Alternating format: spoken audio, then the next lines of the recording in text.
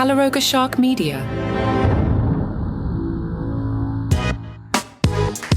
Hey man, I'm Chetty Mac with your daily comedy news. Stavros Halkias has a movie out today. It's called Let's Start a Cult, a throwback comedy. The press release describes the film as centering on an obnoxious loser who has missed out on his cult's long-awaited ritual suicide. He finds his bogus ex-messiah, and they set out to rebuild their doomsday commune. Traveling together through Middle America, the constantly bickering duo induct a military wannabe, a mentally unstable mom, and a mysterious foreign hitchhiker into their cult. But will this family of outcasts fulfill their transcendent destiny, or decide this life might be worth living after all? Stavros plays Chip, the misfit member of the cult. He told the LA Times, "Getting the opportunity to make a movie like this is almost like living out a childhood dream."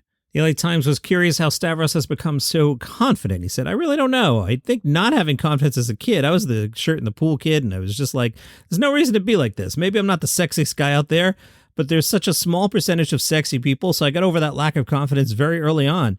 Being the class clown as a kid came naturally to me, and I got a lot of attention from that.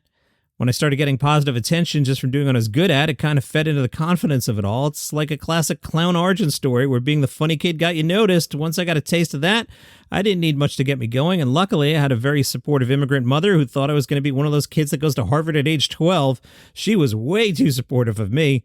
I was a show-off from birth. I think the first time I got a buzz was from a school play or doing something funny. Up until 6th grade, I went to an acting program. Then after that, I decided I was going to be a jock, and that was one of the worst decisions I ever made. I was like, no more acting for me. I'm going to go into pro football or basketball. I couldn't even start from my Greek church league, but I thought I might make it to the NBA. That was a big mistake, but then I got into comedy through classic movies like Animal House or anything with Adam Sandler, Chris Farley, Will Ferrell, Danny McBride, or the Bateau movies. With stand-up, I was a very set-up punchline comic, and I think a lot of people know me from crowd work, which develops over time.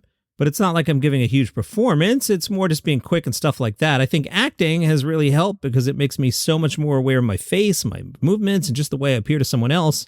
Acting is the visual medium, and you're so aware that somebody else is going to watch it. Stand-up is visual too, but when I'm doing stand-up, I'm just trying to be as funny as possible. Tim Heidecker has a new album out. This is a serious album, not a comedy album. The album is called Slipping Away.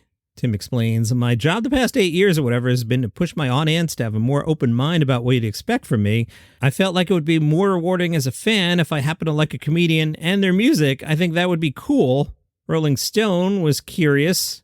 "Is it different from how people have connected with your comedy?" Tim says, "There's not a lot to relate to necessarily with comedy. You can love it and be a fan of it, but this is much more personal.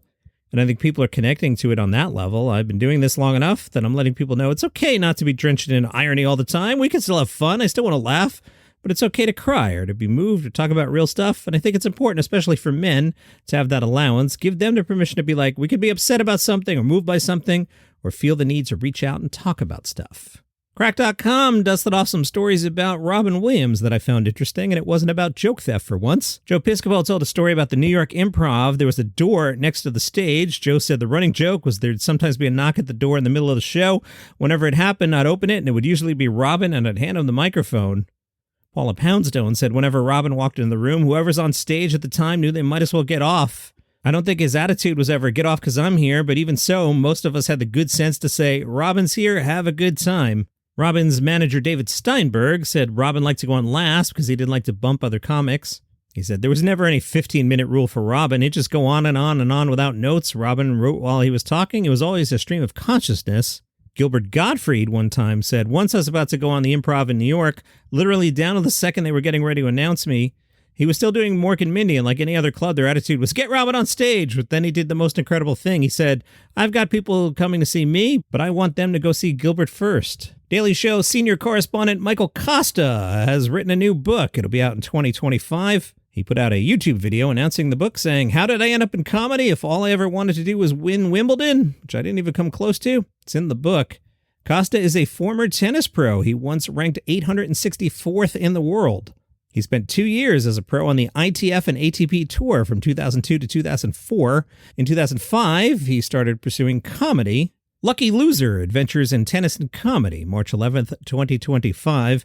Meanwhile, Jordan Klepper of The Daily Show has announced a new special. The Daily Show presents Jordan Klepper Fingers the Pulse Rally Together. In The Daily Show presents Jordan Klepper Fingers the Pulse Rally Together. Hey guys, Can we shorten that title a little bit? What are we doing? In aforementioned special, Klepper says he will travel to Trump events in swing states over the election's crucial closing days. This time, he'll bring along some curious friends and experts in their fields to help unpack and understand why so many Americans are supporting Donald Trump. The special premieres on Comedy Central October 28th. That's Monday at 11:30 p.m. Eastern Time. I will be in bed. You got plans for New Year's Eve? Michelle Bateau will have a special on Netflix. Last year, they gave us Dave Chappelle. Michelle recorded the special back in June when she became the first female comic to record a special at Radio City Music Hall. In the special, she reflects on subjects including motherhood and marriage, all while slipping rosé through a straw. I don't know how well that's going to do. Lavelle Crawford has an album out today. The video component came out earlier in the week. It is called I Could Eat Part 1. Lavelle jokes about how my 600-pound life could go for 15 seasons and he's still underweight. What kind of racist you have to be not to take a free holiday, specifically Juneteenth, and explosive consequences in a Taco Bell bathroom. I pulled the trailer. A couple things. Lavelle's voice has gotten a little thinner, so the audio wasn't great. I don't think it was going to work for the podcast. Also, wouldn't surprise me, try not to hang myself, wouldn't surprise me if possibly, perhaps, maybe someone accidentally had added some laughs to the trailer and it just made the whole thing sound cheesy. And again, let me read that last rule of three thing. Explosive consequences in a Taco Bell bathroom. Comedians who listen to the show, hack. I like Lavelle, but not a good trailer. John, you're making friends today. I know, sometimes it comes out. Also out today, another comedy album. Maybe one of these will win the Grammy for comedy album. You know, my whole stance that best comedy album should actually be an album. Alan Strickland Williams. Alan's album is called Ran Through. The album is filled with absurd, dark one-liners, as well as structured pieces about the celestial bodies that hang in the sky above, his Florida roots, relationships, dating and being single, parenting or lack thereof, vasectomies, and guns. We're told ASW absolutely excels at crass jokes about sex, drugs, and residual trauma, the kind of jokes that you can't help but laugh at, while also relating to it just a bit much. Born in Texas and raised in Florida because my parents really wanted to do a number on me, ASW now lives a totally normal life in the small, humble town of Los Angeles, California. And let's check in with friend of the pod, Gianmarco Ceresi. He was on Vulture's list of the comedians you should and will know. Vulture asked Gianmarco to tell a story from his childhood that might explain how he became a comedian.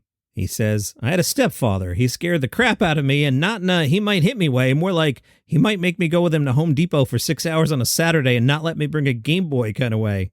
As such, I timidly followed all his rules, whether somewhat reasonable, I wasn't allowed to listen to Eminem, or absurd, I wasn't allowed to watch The Simpsons, or odd, shoes were to remain on while inside the house. But then on the night of my 14th birthday, after a wine-infused post-Pictionary fight with my mom, my stepdad told me I would now be going out with him and him alone to get some celebratory ice cream. On the way to the car, with my mom out of earshot, my phone rang. It was my dad calling for the first time that day. I went to pick it up. My stepfather said, leave it. I did not get you that phone to talk to that man. So I got in the car. My dad called again. Don't answer it. My phone pinged from a voicemail. Fine, you can call him back. But I did not get you that phone to talk to that man. I called my dad back before a minute had passed. My stepfather gestured for me to wrap it up.